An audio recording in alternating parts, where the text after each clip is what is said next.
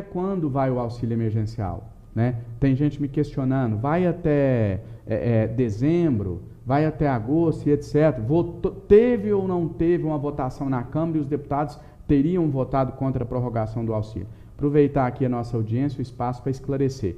A gente tem que ter uma boa interpretação de texto, de leis. A minha função como deputado, também como advogado, porque eu sou advogado, é saber fazer essa interpretação. Então, tem uma grande diferença entre eu dizer que você é obrigado a fazer algo, que você vai fazer, afirmar, e dizer você pode fazer caso você queira. Todos os 513 deputados votaram a favor da lei que instituiu o auxílio emergencial. Todos, não teve um que votou contra. Essa mesma lei determinava por força da lei que o governo federal teria que pagar abril, maio e junho. E falava que depois disso o governo federal estava autorizado a pagar o auxílio emergencial. Ou seja, o governo, se você entender que tem que continuar pagando o auxílio, pode pagar, nós deputados estamos autorizando. Então, é verdade que todos os deputados votaram para instituir o auxílio? É verdade, não foi só o André Janones.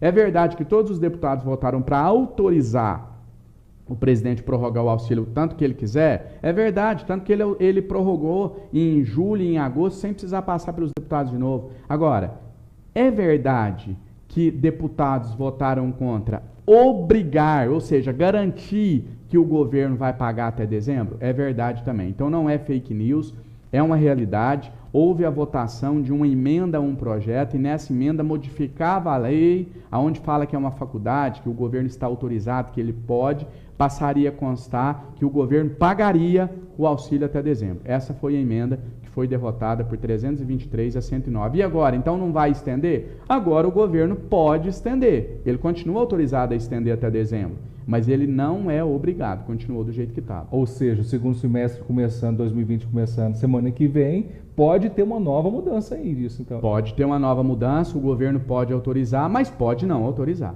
E a gente está fazendo algumas articulações no Congresso, vou te dizer aqui também em primeira mão, já contactei alguns líderes partidários e a gente está tentando mobilizar, sensibilizar, acho que é a melhor palavra, para apresentar uma outra emenda em outro projeto, ou tentar, eu tenho um projeto de lei meu, de minha autoria, que já está na Câmara dos Deputados, tratando sobre essa questão da prorrogação. A gente está fazendo uma articulação para tentar fazer com que esses projetos cheguem até o plenário, e aí a gente possa não mais apenas dar o direito do presidente do governo federal de prorrogar o auxílio, mas garantir que isso aconteça, obrigá-lo a prorrogar o auxílio até dezembro. Essa palavra é meio pesada, obrigado, mas é a palavra que expressa o que eu estou querendo dizer, né? Colocar uma garantia lá na lei de que vai ser pago até dezembro e não mais só um direito. Ah, André, mas a pandemia está passando. Primeiro que a pandemia não está passando, a gente não sabe quando vai chegar uma vacina e etc.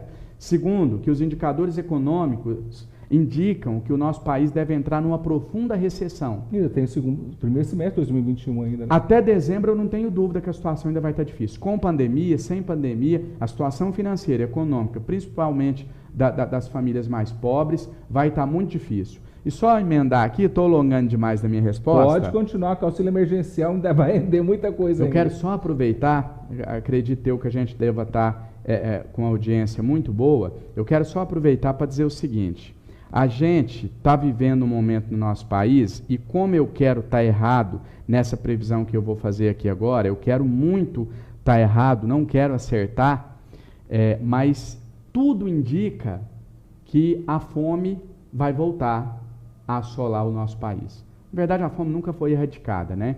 Ela deixou de ser talvez o maior dos problemas, mas continuou sendo um grave problema. Várias regiões do Brasil, Alagoas, né, nós temos problemas. No próprio norte de Minas nós temos problemas. Quando eu digo vai voltar com a força que a gente viu, por exemplo, no início dos anos 90.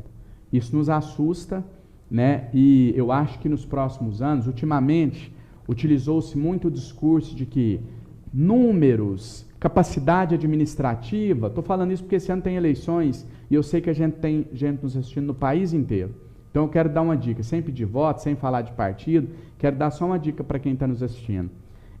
Voltem a atenção de vocês para candidatos que apresentem um olhar mais humanista.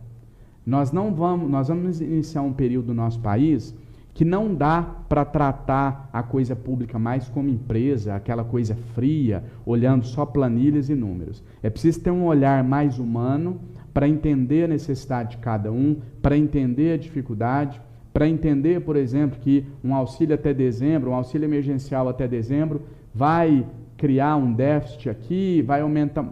O momento é de salvar vidas, né? A gente, como eu disse, vou repetir, creio e, repetindo pela milésima vez, espero estar errado, mas creio que vai voltar um período aí muito difícil para a população mais carente do nosso país, e a gente precisa ter nas prefeituras municipais, nas câmaras de vereadores, nos governos do estado, em todas as esferas do poder público, pessoas com esse olhar mais humano, com esse olhar mais sensível para a população.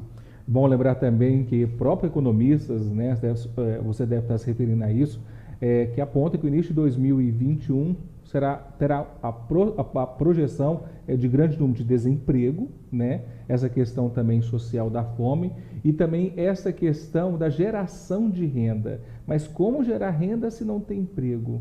Né? Um desafio, ou seja, estender esse auxílio emergencial até dezembro, né?